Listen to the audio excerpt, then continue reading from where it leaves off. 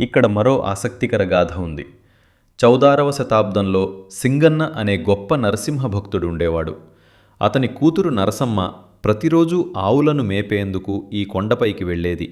కానీ ఒక ఆవు పాలు ఇవ్వకపోవడాన్ని గమనించిన సింగన్న ఆ ఆవును వెంబడించి కొండపైకి వెళ్ళాడు. ఆశ్చర్యం! ఆ ఆవు ఒక రాయి మీదికి వెళ్ళి ఆగి పాలను ఆ రాయి మీద పోసింది.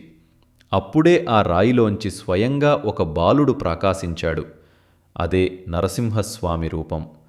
భక్తి కన్నీళ్లు కార్చిన సింగన్న అక్కడే దేవాలయ నిర్మాణాన్ని ప్రారంభించి నరసింహునిని ప్రతిష్ఠించాడు. అప్పటి నుండి ఈ దేవాలయానికి సింగరకొండ అనే పేరు ఏర్పడింది. తరువాత విజయనగర రాజులు, ముఖ్యంగా శ్రీకృష్ణదేవరాయల కాలనంలో ఈ దేవాలయం గొప్ప పునరుద్ధరణ పొందింది. ఆలయంలో గరుడ స్తంభంపై ఉన్న శాసనం ప్రకారం 1443 నుంచి 1444 శకాల మధ్య ఈ ఆలయం దేవరాయల కాలంలో నిర్మించబడిందని తెలుస్తుంది. అదే సమయంలో కొండ క్రింద ఉన్న ప్రసన్న ఆంజనేయస్వామి ఆలయం కూడా కనుగొనబడింది.